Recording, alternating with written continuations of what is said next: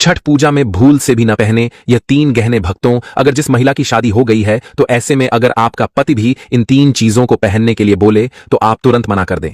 एक शादीशुदा महिला को छठ पूजा व्रत में भूल कर भी इन 3 चीजों को कभी नहीं पहनना चाहिए, नहीं तो आप अपने पति की मृत्यु का कारण बन सकती हैं। और भक्तों, आज के इस वीडियो में हम आपको यह भी बताएंगे कि छठ पूजा के दिन आपको कौन से फल का सेवन भूल से भी नहीं करना चाहिए, नहीं तो छठ पूजा का व्रत अधूरा माना जाएगा। माता रानी क्रोध हो जाएंगे आपको। सारी जानकारी शास्त्र प्रमाणित दी जाएगी। और भक्तों, 5 महिलाओं को छठ पूजा का व्रत कभी नहीं रखना चाहिए। माता ऐसी महिला से कभी खुश नहीं होती और घर में हमेशा दरिद्रता का माहौल बना रहता है और इसका असर पूरे परिवार पर बना रहता है। इसलिए आप जान लीजिए, अगर आपने गलती से भी छठ पूजा का व्रत रख लिया है तो आपका व्रत खंडित हो जाएगा और आपको गौर पाप लगेगा। जान ले, कहीं आप भी इन 5 महिलाओं में से तो नहीं है। भक्तों, कई वर्षों बाद एक दिव्य, दुर्लभ और अद्भुत संयोग में 2025 में छठ पूजा पर रहने जा रही है।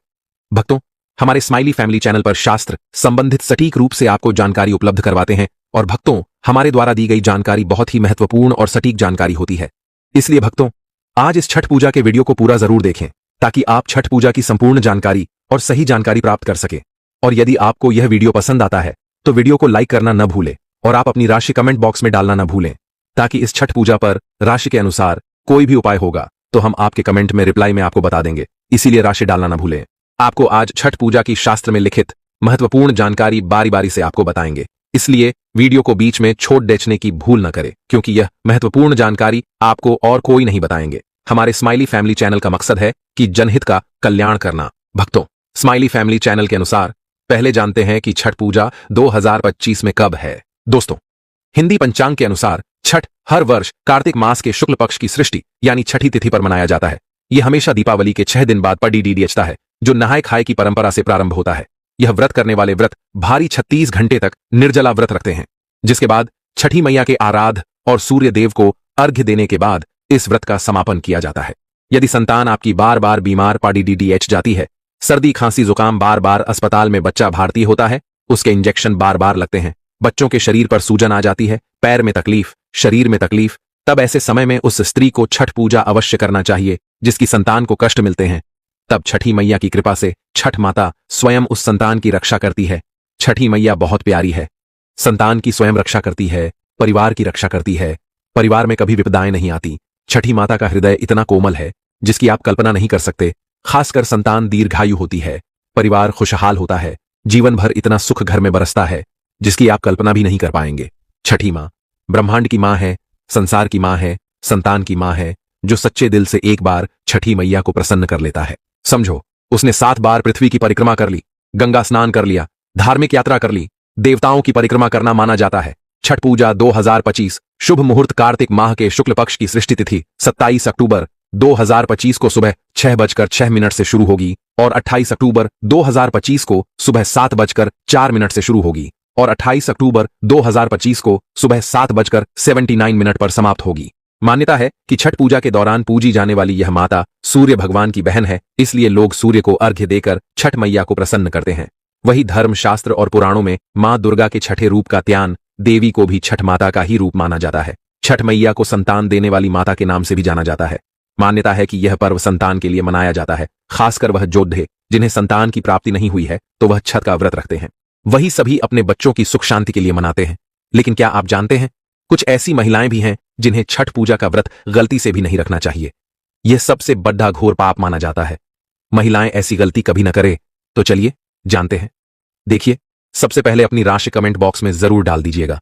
यदि आपकी राशि के अनुसार हमारे पास कोई उपाय होगा तो वह आकर हम आपके कमेंट के में बता देंगे। और हाँ, एक लाइक जरूर करें। जय हो छठी मियाँ की। दोस्तों, शास्त्रों के अनुसार जो लोग अधूरी शादी करते हैं वह शास्त्र का अपमान करते हैं। अधूरी शादी जैसे कि कोर्ट मैरिज और शादी के बिना ही संतान की उत्पत्ति कर देना सबसे बड़ा पाप है। ऐसे में छठ पूजा का व्रत ऐसे लोगों को अपनी संतान के लिए कभी नहीं रखना चाहिए, क्योंकि आपने हिंदू रीति रिवाजों के अनुसार 7 फेरे नहीं लिए हैं और वही बिन शादी के। जब ऐसे लोग साथ में रहते हैं तो समाज में ऐसा रिश्ता कलंकित होता है। दोस्तों, बहुत से लोग ऐसे हैं जो भागकर शादी करते हैं और परिवार को दुखी कर देते हैं, माता पिता को समाज में कलंकित कर देते हैं, माता पिता को रुलाते हैं, परिवार को रुलाते हैं, समाज को बदनाम करते हैं। ऐसे लोग पूरे जनजीवन समस्त संसार के लिए श्रापित है। देखिए, परिवार को रुलाकर हमेशा रिश्ते अनर्थी होते हैं, रिश्ते जुड़ते नहीं हैं। इसीलिए जो लोग भागकर शादी करते हैं और कोर्ट मैरिज कर लेते हैं, 7 फेरे नहीं लेते हैं, हिंदू रीति रिवाज के साथ शादी नहीं करते, विवाह नहीं करते, तो उनके लिए यह व्रत उचित नहीं है। 7 फेरे का मतलब होता है आपने अग्निदेव का आशीर्वाद लिया, 33 कोटि देवी देवता का आशीर्वाद लिया, माँ बाप का आशीर्वाद लिया, परिवार का आशीर्वाद लिया, समाज को सम्मान दिया। मतलब अब आप पूज्य योग्य हैं, आप भगवान की सेवा कर सकते हैं, आप कोई भी व्रत आदि परंपरा के साथ कर सकते हैं। यदि जिस स्त्री को हल्दी न लगी हो, जिस पुरुष को हल्दी न लगी हो, ऐसा विवाह भी शुभ होता है। शादी में हल्दी अवश्य लगना चाहिए, तभी ही आप व्रत आदि रख सकते हैं, पूजा पाठ कर सकते हैं, किसी भी मांगलिक कार्य में आप शामिल हो सकते हैं। इसीलिए ऐसी स्त्री किसी भी धार्मिक कार्य में तभी सफल व शामिल हो सकती है जब वह अग्नि के साथ फेरे ले ले। ऐसी शादी को ही शास्त्रों में सर्वश्रेष्ठ माना जाता है। ऐसे में अगर आपकी अधूरी शादी है तो आप छठ पूजा कभी न करें। आपके ऐसा करने से छठी मैया का अपमान माना जाएगा और आपको पाप लग सकता है। दोस्तों, शास्त्रों के अनुसार इस व्रत को सच्चे मन से रखना चाहिए। अगर कोई महिला शौक में यानी बेमन से इस व्रत को रखती है तो उनके पति या संतान की मृत्यु या उन पर कष्ट आ सकते हैं। सच्ची श्रद्धा के साथ छठ पूजा का व्रत रखना चाहिए। इस व्रत के सफल होने से संतान सुख की प्राप्ति होती है, संतान को कष्ट कभी नहीं आते। छठी मियां करती है रक्षा, घर परिवार होता है खुशहाल। जो लोग छठ पूजा करते हैं तो छठी मैया उनके इर्द गिर्द, उनके घर के आसपास सदैव घूमती रहती है, उनकी रक्षा करती है, उनकी संतानों की रक्षा करती। जो बांझ महिलाएं हैं उन्हें संतान सुख की प्राप्ति देती है, लेकिन सच्चे हृदय से ही माता को पुकारे।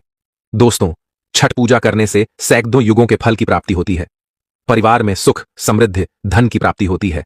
छठी मैया की पूजा से सभी मनोकामनाएं होती हैं। पूरी वही कुंवारी, कन्याएं और पुरुष भी छठ पूजा कर सकते हैं। छठ पूजा का फल कई लाख गुना प्राप्त होता है। इससे व्यक्ति के सभी पाप खत्म हो जाते हैं और सुख समृद्धि की प्राप्ति होती है।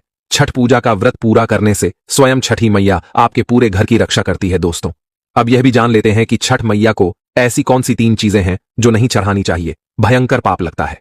दोस्तों, नंबर 1, सूर्य भगवान को अर्घ देने के लिए तांबे का लौटा ही प्रयोग करें, लेकिन भूलकर भी चांदी, स्टील, शीशा और प्लास्टिक के बर्तन से अर्घ नहीं देना चाहिए, इससे व्रत टूट सकता है। दोस्तों, नंबर 2, व्रत के दौरान घर में कभी भी मांसाहार न बनाए और न ही परिवार में किसी को खाने दे। जो लोग इस दिन लहसुन प्याज का खाना बनाते हैं और खाते हैं तो उन्हें छठी मियां उल्टा बर्बाद कर देती है, श्राप दे देती है। इस दिन छठी मियां को भोग लगता है, तो घर में यदि आपके परिवार में किसी ने व्रत रखा है तो आप भी लहसुन प्याज का इस्तेमाल न करें। आप किसी और दिन को खा सकते हैं, लेकिन मांस, मदिरा, लहसुन प्याज आदि न खाएं। मान लीजिए छठ व्रत आपकी बहन ने रखा है और आप दूर भी रहते हैं, तब भी आप लहसुन प्याज न खाएं, नहीं तो उनका व्रत टूट सकता है।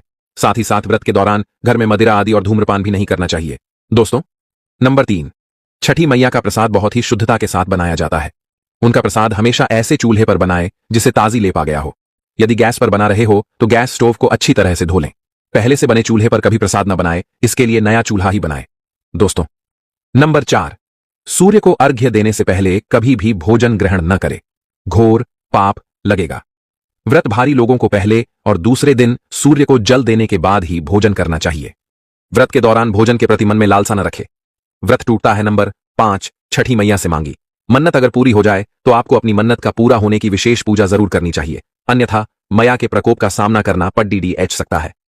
नंबर 6, छठ का व्रत करने वालों को जमीन पर 4 दिन तक सोना चाहिए। छठ पूजा वाले कमरे में ही अपना आसन लगाना चाहिए। ऐसे में आपको छठ मैया का ध्यान करते रहना चाहिए, इससे आपके व्रत को संपूर्ण करती है और कोई भी विघ्न बाधा नहीं आती है। नंबर 7, जिस जगह पर प्रसाद बन रहा हो वहां साधारण भोजन भी नहीं बनाना चाहिए, साथ ही साथ उस स्थान पर खाना भी वर्जित है। दोस्तों, नंबर 8, प्रसाद बनाते हुए नमक का हाथ भी किसी पूजा की वस्तु या प्रसाद से नहीं छूना चाहिए।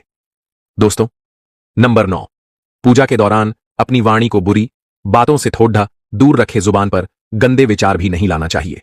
छठी मैया का आशीर्वाद पाने के लिए मन में गंदे विचार नहीं लाने चाहिए। नंबर 10, घर में पूजा के दौरान झूठे बर्तन और गंदे कपड़ों का ढेर बिल्कुल नहीं होना चाहिए, इससे छठी मैया क्रोधित हो जाती है और व्रत टूट जाता है। छठी मैया को साफ सफाई बहुत पसंद है। व्रत के दौरान अपने घर को साफ सुथरा रखे और गंगा जल से छिड़काव अवश्य कर लें, इससे पूरा घर पवित्र हो जाता है और छठी मैया का आशीर्वाद प्राप्त हो जाता है। दोस्तों, आज हम आपको छठी मैया की कृपा पाने के लिए एक ऐसा उपाय बताएंगे जिससे आप सबसे जल्दी करोड़पति हो जाएंगे। मैं छठी मैया की सौगंध खाता हूं, अगर आपने यह उपाय कर लिया तो आपको दुनिया की कोई भी महाशक्ति, कोई भी व्यक्ति करोड़पति होने से, धनी होने से, धन, ऐश्वर्य, प्रगति, सौभाग्यशाली, उत्तम जीवन साथी, धन, संपदा, सकारा, ऊर्जा प्राप्त करने से कोई नहीं रोक पाएगा। यह उपाय आप कॉपी पेन पर लिखकर रख ले, आपके बहुत काम आएगा। हम उपाय बताने वाले हैं, उपाय को ध्यान से सुनना, आपकी कायाकल्प हो जाएगी। लेकिन वीडियो में आगे बढ़ने से पहले आपसे निवेदन था, वीडियो जरूर लाइक कर दीजिए। यह उपाय छठ पूजा वाले दिन ही करना है। आइए जानते हैं उपाय, ये उपाय आपको स्माइल फैमिली चैनल पर ही मिलेगा। यदि कोई और यह उपाय बताए तो समझो वह फ्रॉड है। देखिए, एक नमक का पैकेट ले, पिसा हुआ ढेली वाला ले सकते हैं, और एक पानी की बोतल और इक्वान की दक्षिणा तथा 100 ग्राम की सरसों के तेल की बोतल और 50 ग्राम सूखी लाल मिर्चें, 500 ग्राम चावल और 500 ग्राम उड़द की काली दाल और 5 रुपए के बताशे, ये सभी 8 सामग्री एकत्रित कर लें। किसी कपड़े में बांध लें या थैली में लें। सभी सामग्री को मिक्स मत करना, अलग अलग पैकेट में एक ही थैली में डाल लें। अब अपने शिशु के ऊपर ऐसी संतान के ऊपर से 7 बार उतारा करे। अब यह सामग्री किसी गरीब व्यक्ति को दान में दे देना। मैं छठी मैया की सौगंध खाता हूं। मैं प्राचीन जानकारी छठी मैया की सौगंध खाता हूं। यदि आपका बच्चा, आपका शिशु स्वस्थ न हो, आप धनी न हो जाए तो मुझे बताना। आप हमारे चैनल को सब्सक्राइब कर देना, आपका भाग्य बदल जाएगा। यदि आप व्यापारी हैं तो आपका व्यापार 100 गुना बढ़ा कर चलेगा। यदि आप स्टूडेंट हैं तो आपका मन पढ़ाई में खूब लगेगा, सरकारी जॉब लगेगी, संतान की प्राप्ति होगी, विवाह में हो रही देरी तो वह भी पूरी हो जाती है। यदि बीमार व्यक्ति आपके घर में कोई हो और खाट पर पड़ीढ़ा है तो उस बीमार व्यक्ति के ऊपर से इसे 7 बार उतार देना या दान कर देना, वह तुरंत ठीक हो जाएगा। यदि व्यापार मंदा चल रहा है तो गले के ऊपर से 7 बार उतार कर इसे दान कर देना, बहुत फर्क पड़ेगा। दोस्तों, यह उपाय हम भी जरूर करते हैं और हम अवश्य करेंगे। हमें छठी मैया की कृपा साक्षात प्राप्त हुई है। यह उपाय सैकड़ों साल से हमारे बुजुर्ग करते चले आ रहे हैं और यह उपाय मैं अवश्य करता हूं। आप यह कार्य पूर्णिमा अमावस्या पर भी कर सकते हैं। दोस्तों, एक और महा उपाय, आप नदी या तालाब या समुद्र के तट पर अवश्य जाएंगे। छठ पूजा के लिए तो यह उपाय आपके सोए हुए भाग्य को चमका देगा। आइए जाने हैं। देखिए, छठी मैया की पूजा के लिए आप तट पर अवश्य जाएंगे। तब आप अपने साथ में एक तांबे का सिक्का या चांदी का सिक्का अवश्य हाथ में लेकर जाएं। और जब आपकी पूजा संपन्न हो जाए तब छठी मैया का यह मंत्र बोलकर इस सिक्के को पानी में प्रवाहित कर देना, विसर्जित कर देना। मंत्र है ओम रीम री सूर्णम। इस मंत्र को 3 बार बोलना है और सिक्के को जल में विसर्जित कर देना। फिर आप देखना, लंबे समय से जो परेशानी चली आ रही थी वह दूर हो जाएगी। लंबे समय से जो घर में बीमारी थी दूर हो जाएगी। लंबे समय से घर में जो गरीबी थी, किसी का श्राप लगा था, संतान बीमार है, वह ठीक हो जाएगी। आपके जीवन में ऐसा परिवर्तन आएगा जिसकी आपने कल्पना भी नहीं की होगी। यह बहुत ही गुप्त उपाय है, किसी को बताकर न करें, चुपचाप करें। छठी मैया बहुत प्रसन्न होती है। यदि आप यह उपाय किसी को बताना चाहते हैं तो आप कॉपी पेन पर उसे लिख कर दें। आप उसे न बोले। बढ़ा विशेष चमत्कारी उपाय है यह सिक्के का। यह उपाय बहुत ही गुप्त उपाय है, आपको रंग से राजा बना देगा। बस इस उपाय का ढिंढोरा न पीठे, गुप्त तरीके से कर दे। दोस्तों, अगर आप शादीशुदा हैं तो यह जानकारी आपके लिए बहुत जरूरी है, क्योंकि अगर कोई महिला गलती से भी इन 3 चीजों को पहन लेती है तो यह उसके पति की आयु पर बुरा प्रभाव डाल सकता है। आज हम खुलकर उन बातों पर चर्चा करेंगे जो हर पति पत्नी को एक बार जरूर सुननी चाहिए। शादी के बाद पति पत्नी 7 जन्मों तक एक दूसरे के साथ बनते हैं, परंतु कई बार महिलाएं फैशन या अज्ञानवश कुछ ऐसी चीजें पहन लेती हैं जिनसे उनके रिश्ते में नकारात्मक ऊर्जा आने लगती है। इसलिए यह वीडियो सभी विवाहित महिलाओं को ध्यान से देखना चाहिए। आज के दौर में कई महिलाएं फैशन के नाम पर कुछ भी पहन लेती हैं, जबकि शास्त्रों में स्पष्ट कहा गया है कि हर चीज शुभ नहीं होती। कुछ वस्त्र और आभूषण ऐसे हैं जो पति पत्नी के रिश्ते पर बुरा असर डालते हैं। शास्त्रों के अनुसार किसी विवाहित महिला को एकदम सफेद साधी या सूट नहीं पहनना चाहिए। यह विधवा का प्रतीक माना जाता है। ऐसे वस्त्र पहनने से वैवाहिक जीवन में अशुभ ऊर्जा प्रवेश करती है। यदि पहनना ही हो तो उसमें कुछ अन्य रंगों का मिश्रण अवश्य होना चाहिए। कई महिलाएं पायल या बिछिया सोने की पहन लेती हैं। यह पूरी तरह से निषिद्ध माना गया है। सोना कुबेर देवता का प्रतीक है और इसे पैरों में पहनना उनका अपमान है। इससे आर्थिक हानि और पारिवारिक विवाद बढ़ सकते हैं। हिंदू धर्म में सिंदूर और मंगलसूत्र सुहाग के प्रतीक हैं। जो महिलाएं शादीशुदा होकर भी इन्हें नहीं पहनती उन्हें भारी पाप का भागी माना गया है। सिंदूर भगवान शिव पार्वती का प्रतीक है, इसलिए हर विवाहित महिला को इसे अवश्य धारण करना चाहिए। सिंदूर लगाने के कुछ नियम हैं जिनका पालन हर महिला को करना चाहिए। सिंदूर का गिरना अशुभ माना जाता है और इसे हमेशा सूखे रूप में लगना चाहिए। इसे दूसरों के सामने नहीं लगना चाहिए और अगर गलती से गिर जाए तो नाली में न फेंके, पेड्डे के नीचे रख दें। बिना नहाए सिंदूर लगाना वर्जित है और केवल अपने पति द्वारा दिया गया सिंदूर ही शुभ माना गया है। इसके अलावा पीरियड्स के दौरान सिंदूर लगाना अशुद्धता का संकेत है, इसलिए इससे बचना चाहिए। पीरियड्स के दौरान महिलाएं शारीरिक रूप से कमजोर होती हैं, इसलिए उस समय पूजा पाठ या धार्मिक कर्म करने से बचना चाहिए। यह शास्त्रों में वर्जित माना गया है।